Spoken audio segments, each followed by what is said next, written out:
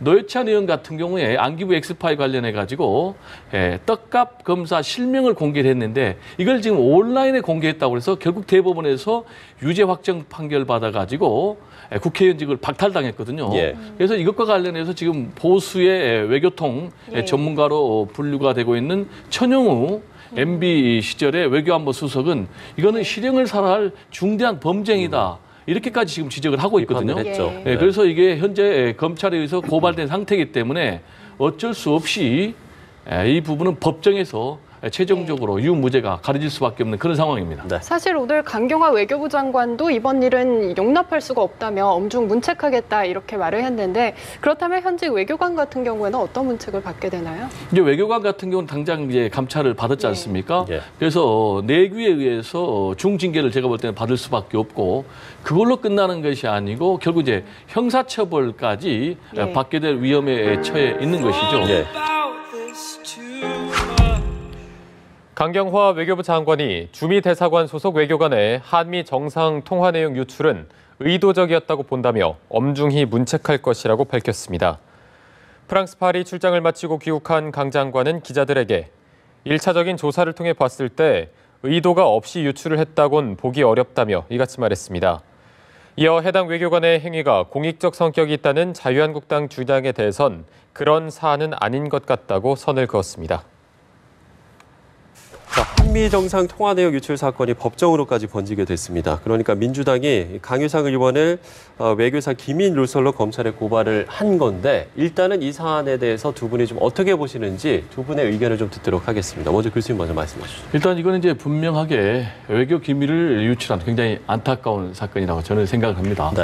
왜냐하면 이게 외교 기밀이냐 아니냐라는 것은 법으로 다 분류가 돼 있습니다. 그러니까 현재 대통령령에 의해서 국가정보원법에 따르면은 1급, 2급, 3급 이렇게 기밀이 분류가 되어 있는데 1급 기밀 같은 경우는 만약에 그 기밀이 누설이 될 경우에 외교관계가 단절이 될 수도 있고 또 전쟁으로까지도 이어질 수 있는 중대한 사안은 1급으로 분류가 되어 있습니다. 그리고 이제 2급 같은 경우는 국가, 안보, 외교에 중대한 해를 끼치는 경우 이제 2급. 그리고 또 장애를 초래하는 경우는 이제 3급인데 이번에 이제 정상 간의 대담 또는 이제 통화 내용은 3급 기밀로 분류가 돼 있거든요. 그러니까 이런 3급 기밀로 분류가 돼 있는 것을 보안 서약까지 한 외교부 중간 관리가 더구나 사적으로 자신의 고등학교 선배, 더구나 이제 야당 정치인 아니겠습니까? 이 야당 정치인에게 이런 정보가 유치되면 당연히 정치적으로 활용이 될 텐데 그럼에도 불구하고 이것을 유출했다는 것 한마디로 저는 국가의 중요한 외교 기밀을 유출한 굉장히 안타까운 사건이다 이렇게 정리를 해봅니다. 네, 김 의원님은 이 사건은 어떻게 보십니까? 일단은 제가 몇 가지 측면에서 봐야 되는데요. 강효상 의원이 이거를 공개한 거는 저는 잘못됐다고 봅니다. 첫째, 왜 그러냐 하면은 이거는 정상 간의 대화 내용에 우리 대통령이라든가 트럼프 대통령이 뭔가 잘못된 말을 했거나, 그러니까 예를 들어 이제 우리 국가 안보를 훼손한다든가 일종의 국익을 훼손할 수 있는 발언들이 이갔으면은 그게 이제 공익 제보라는 형태로 있을 수는 있거든요. 근데 그러한 특별한 문제가 없는 내용이고 그런 측면에서 그렇기 때문에 이거를 일종의 3급 정상 간의 대화는 대체로 3급 기밀로 대화가 되어 있습니다. 공개하는 내용 빼고는. 그래서 이제 몇 년 미국 같은 경우는 한 25년 지나야 그걸 공개를 하게 돼 있죠. 이제 그래서 그런 측면에서 그 공개한 것은 분명히 잘못된 것이고 그리고 또 한국 당에서도 이걸 공개해서 제가 보기에 별 실익이 없었던 건데 이거를 공개한 것 같아요. 그리고 두 번째는 근데 이 문제를 갖고 3급 기밀로 분류는 됐습니다만은 이게 이제 현저하게 우리 국가의 안보와 그다음에 어떤 국익을 현저하게 훼손한 이런 것들을 이제 공개되는 게 반복이 되면 미국과의 신뢰가 훼손되는 데서는 문제가 되기 때문에 그렇긴 하지만 이게 당장 그러한 건 아니니까 이거를 사법의 잣대로까지 갖고 가서 처벌을 시도하는 것도 그렇게 바람직하지는 않다고 봅니다. 그래서 오히려 이런 것들은 이제 이 발언을 입수를 했더라도 국회 본회의나 회의에서 했으면 문제가 아닌데 이거를 기자회견에서 했다는 점에서 그렇게 되니까 이 문제를 앞으로는 재발 방지라는 측면에서 여야가 이런 거를 잘 적절하게 이렇게 처리해가고 그리고 해결해가는 게 바람직하지 않은가 생각이 예. 됩니다. 일단 자유한국당은 이번 사태와 관련한 청와대 감찰에 대해서 자가 당착에 빠진 것이 아니냐 이렇게 비판을 했거든요. 사실 무근이라고 반박했던 청와대 초기 대응에 대해서는 어떻게 평가를 하세요? 청와대는 이제 굉장히 곤혹스러운 사건임에 틀림이 없어요. 왜냐하면은 한국, 미국 두 정상 간의 대화 내용을 공개할 수는 없거든요. 그러니까 이러지도 저러지도 못하는 거죠. 만약에 한국당의 정치 공세를 바로잡기 위해서 있는 그대로 예. 이걸 오픈해버리면은 그야말로 양 정상 간의 비밀 대화 내용을 오픈한 것이기 때문에 신뢰가 그렇죠. 깨지는 것이죠. 예, 예. 그래서 지금 문명 국가라면은 양 정상 국가 간의 대화 내용 그걸 어떻게 공개할 수 있느냐라는 문제가 제기가 되는 것이죠. 특히 이제 이게 한국과 미국 정상 같은 경우는 한반도 정세에 굉장히 민감한 주제와 연결되는 그런 대화 아니겠습니까? 예. 더구나 이제 북한과 미국이 협상이 교착 상태에 빠져 있기 때문에 어떻게든지 우리 정부 입장에서는 북한과 미국을 예. 협상 자리로 다시 견인해내서 북한의 비핵화 문제를 평화적으로 해결해야 되는 그런 상황에서 문재인 대통령이 트럼프 대통령 한국에 좀 예. 와달라. 네. 그래서 해법을 지금 모색하기 위해서 노력하고 있는 이런 상황에 이런 이제 국가적인 기밀 내용을 구체적으로 다 공개를 했단 말이에요. 예. 네. 그런데 여기에 대해서 이제 청와대가 구체적으로 밝히지 못하니까 이걸 이제 자가당착이라고 한국당에서 공세를 이야기를 펴고 하고 있죠. 있는데 이런 논리라면은 오히려 한국당이 더 자가당착이죠. 왜냐면은 네. 지금 이제 이걸 공표를 할 때, 공개를 할 때 강효상 의원 같은 경우는 트럼프 대통령 한국을 좀 방문해 주기를 기대하고 촉구한다 이렇게 했거든요. 예. 그런데 여기에 대해서 나경원 원내대표는 저자세적인 굴욕외교다. 이렇게 또 공격을 했단 말이에요. 그럼 두 사람 말이 서로 상충되는데 제가 볼 때 이제 외교, 안보에 관해서는 이거는 진보의 보수의 문제도 아니고 진영의 네. 문제도 아니고 당략의 문제로 접근해서는 안 되고 좀 초당적인 차원에서 국익 차원에서 과연 도움이 되냐 안 되냐 이런 대승적인 차원에서 좀 접근해야 된다. 이런 말씀을 좀 드리고 싶습니다. 네. 네. 청와대 대응 어떻게 보셨어요?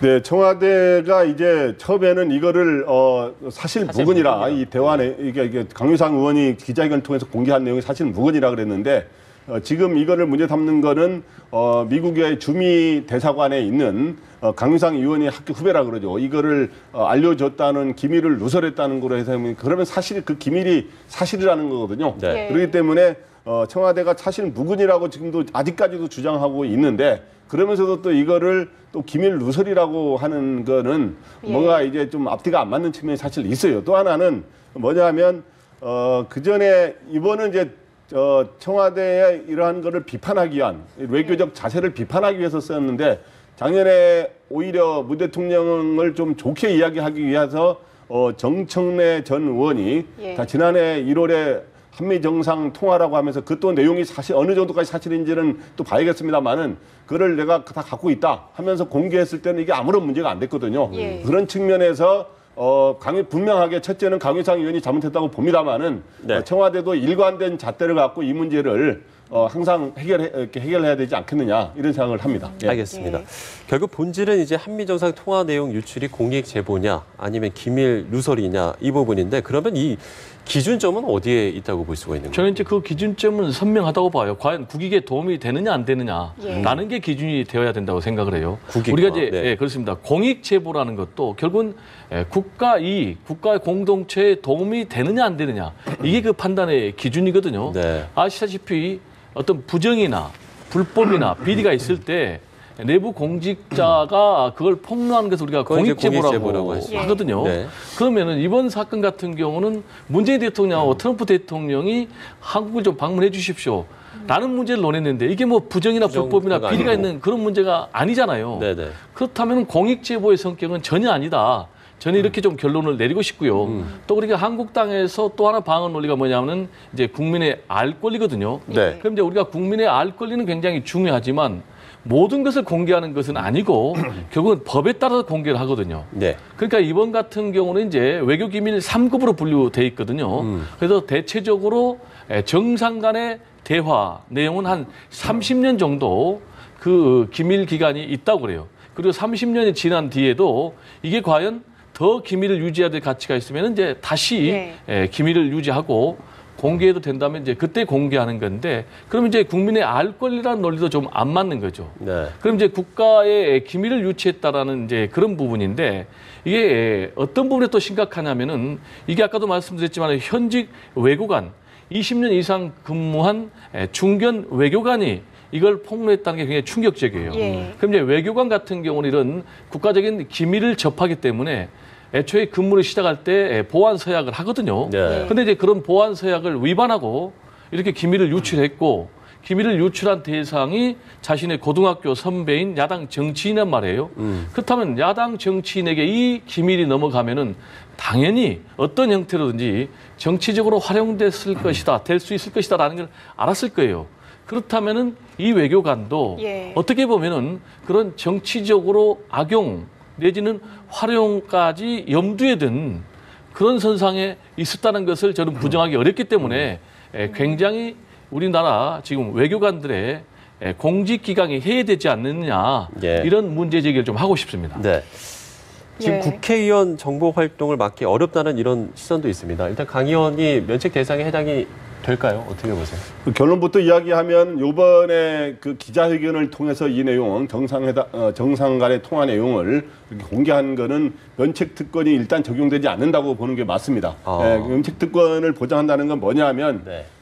비록 이 정보를 외교관을 통해서 알았더라도 알 수는 있어요. 경우에 따라. 근데 이제 그거를 또 국회의원이 조절해야 될 뭐가 있는데 국익을 위해서. 근데 국회 본회의라든가 이거를 국회 상임위에서 이 문제를 제기하면서 어떻게 생각하느냐고 이야기했다면 네. 면책 특권이 더욱더 보장이 되는 거로 돼 있는데 이거를 별도의 국회 활동이 아니라 기자회견을 통해서 했기 때문에 면책 특권이 일반적으로 적용 안 되는 거로 돼 있습니다. 또 하나는 이 정보를 국회의원이 그러나 이제 정상회담에서 꼭 발표한 내용 외에도 일종의 정당이라든가 언론은 국민의 알 권리라는 측면과 또 그런 거를 하기 위해서 발표한 내용 외에도 어느 정도 또 사적으로 취재를 한다든가 여러 가지 사적인 국회의원들이 또 여러 가지 채널을 통해서 네. 그런 알아보는 경우들이 있을 수 있어요. 추가적인 정보 활동을 그러니까 정보 활동을 국회의원의 정보 활동을 다 막을 수는 없는 거 아닙니까? 그렇겠죠. 그러다 보면 거기서 이제 상임위에서 질의도 나오게 되는 것이고 이러기 때문에 이거를 알았다는 것 자체가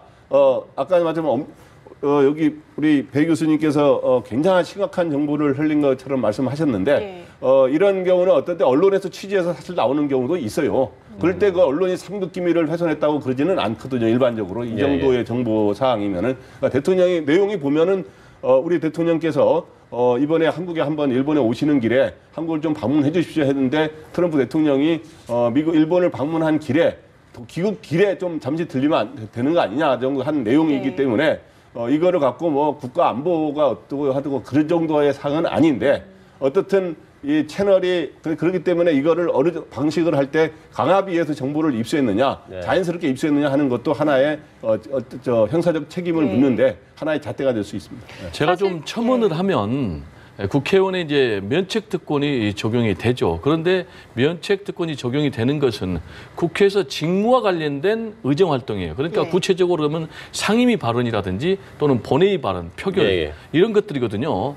근데 이제 국회 정론관에서 한 기자회견 이 부분도 광의의 면책 특권에 포함이 될 수가 있어요. 그런데 문제가 되는 것은 두 가지인데 하나는 과연 이 3급 외교 기밀을 입수하는 그 과정에 있어서 실정법을 지켰느냐 지키지 않았느냐라는 문제가 하나 있고요. 만약에 본인이 지금 그 외교관이 말한 대로 강유상 의원이 전화가 와서 달라고 그랬다.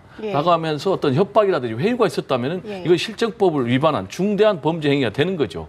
그리고 두 번째는 뭐냐면은 이것을 자신의 페이스북에다 공개됐어요. 이거는 문제가 되는 거예요. 노회찬 의원 같은 경우에 안기부 엑스파일 관련해 가지고 떡값 검사 실명을 공개를 했는데 이걸 지금 온라인에 공개했다고 해서 결국 대법원에서 유죄 확정 판결 받아 가지고 국회의원직을 박탈당했거든요. 그래서 이것과 관련해서 지금 보수의 외교통 전문가로 분류가 되고 있는 천영우 MB 시절의 외교안보 수석은 이거는 실형을 살아할 중대한 범죄이다. 이렇게까지 지금 지적을 하고 있거든요. 그래서 이게 현재 검찰에 의해서 고발된 상태이기 때문에 어쩔 수 없이 이 부분은 법정에서 최종적으로 유무죄가 가려질 수밖에 없는 그런 상황입니다. 네. 사실 오늘 강경화 외교부 장관도 이번 일은 용납할 수가 없다며 엄중 문책하겠다 이렇게 말을 했는데 그렇다면 현직 외교관 같은 경우에는 어떤 문책을 받게 되나요? 이제 외교관 같은 경우는 당장 이제 감찰을 받았지 않습니까? 예. 그래서 내규에 의해서 중징계를 제가 볼 때는 받을 수밖에 없고 그걸로 끝나는 것이 아니고 결국 이제 형사처벌까지 예. 받게 될 위험에 처해 있는 것이죠. 예. 지금 이 문제와 관련해서는 외교부의 기강이 굉장히 해이해졌다라는 예. 그런 비난을 면하기 어려워요. 네, 그 왜냐하면 전에도 좀 일단 의전 사고가 좀 있었잖아요. 그렇습니다. 주 말레이시아, 주 베트남 대사 같은 경우 갑질 이런 것 등등 김영란법 위반해가지고 무리를 빚어가지고 소환이 됐지 않습니까? 예, 예. 또는 또 한국하고 스페인 전략회의할 때 태극기가 구겨진 채로 개양이 됐다라든지 또는 발틱 3국을 발칸으로 표현했다라든지 예, 그렇죠. 이런 여러 가지 크고 작은 구설수에 오를 만한 사건들이 네. 잇따르고 있는데 이렇게 되면은 외교부의 내부의 기강이 해이해지지 않았나라는 외부의 비판을 면하기가 어렵고요. 네. 특히 이제 아까도 말씀드렸지만 전문 직업 외교관이 이번에 또 국가 기밀을 유출했단 말이에요. 네. 그렇다면은 내부의 이런 국가 기밀 관리 시스템에 대해서 뭔가 작동이 되지 않는 부분은 없는지 근본적으로 점검하고 결함이 있다면은 네. 보완을 해야 된다. 그리고 더 나아가서 그러면 이제 주미대사 조윤재 예. 그리고 강경화 외교부 장관은 이런 외교부 기강회의에서 잇따른 기강회의 사건에서 자유로울 수 있는지라는 문제 제기에 상당히 곤혹스러울 게 없는 그런 상황인 것 같습니다. 네, 지금 말씀해 주신 이 공무원들의 기강회의가 도를 넘었다라는 지금 지적들, 이 부분에 대해서는 어떻게 보세요? 네, 그러니까 지금 얼마 전에 청와대 정책실장하고 민주당 원내대표의 대화 중에 네. 공무원들이 요즘에 기강이 해이됐다는 이야기를 서로 주고받다가 그 마이크가 켜진 줄 모르고 이야기해서 공개되지 않았습니까? 예. 근데 그게 이제 거기서는 주로 국토부 공무원들의 이야기를 그렇죠. 좀 사례로 꺼냈는데 지금 특히 외교부 같은 경우 가장 부각돼서 거론이 되고 있고요. 외교부뿐만 아니라 지금 국토부라든가 또 환경부는 그 전에 이제 블랙리스트와 논란과 관련된 여러 가지도 있고 각 부처에서 지금 기강이 근데 지금 현재 집권 2주년이 지나서 만 2년이 지나서 3년 차로 접어드는 상황인데 한 4년 된 것 같다라는 이야기까지 나오는 이런 상황입니다. 그런데 이제 매 임기 말에 마지막 5년 차라든가 4년 차에 기강이 많이 해이되는 건 사실인데 이번 정권에서는 조금 빨리 이렇게 진행되고 있는 모습은 있어요. 대통령 지지율이 그렇다고 과거보다 낮은 거는 아닌데 그렇죠. 예. 오히려 낮은 건 아닌데 그거는 공무원들의 여러 가지 이유가 있을 수 있다 봅니다. 기본적으로 네. 공무원들의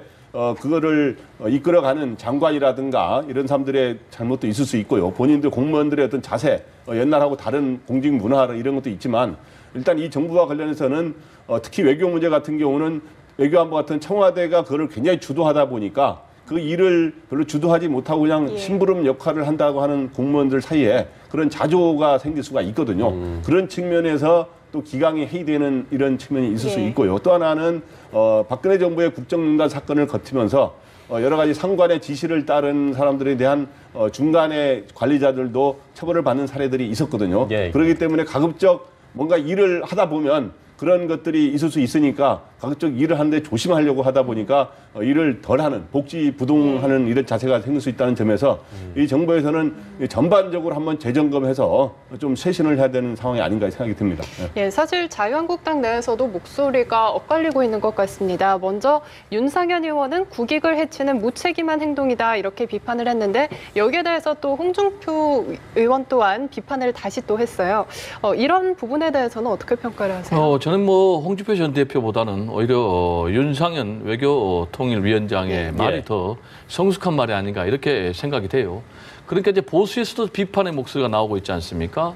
그 핵심은 외교 안보 분야에 있어서는 당리당략, 진영을 초월해서 국익 차원에서 초당적으로 대승적으로 접근해야 된다 이런 얘기 아니겠습니까?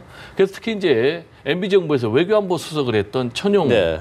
전 외교안보 수석 같은 경우는 문명 국가에서는 있을 수 없는 일이다. 과연 누가 그럼 대한민국을 상대해 주겠느냐? 이건 국익을 해치는 중대한 범죄 행위다. 그래서 만약에 한국당이 집권을 꿈꾸는 공당이라면은 강용상 의원을 출당해야 된다. 이렇게 강력하게 얘기를 했어요. 네. 그런데 윤상현 외교통일위원장 같은 경우도 이 문제는 당리당략을 초월해서 우리가 국익 차원에서 접근해야 된다. 이렇게 얘기를 했거든요. 특히 이제 윤상현 의원 같은 경우는 이제 본인이 미국에서 정치학 박사까지 받아가지고 좀 소신 있는 그런 보수의 목소리를 낸 것 같고, 그리고 이제 반기문 전 유엔 사무총장 같은 경우도 굉장히 불행한 일이고 있어서는 안 된다, 이렇게 또 상당히 무거운 입장을 내놨지 않습니까?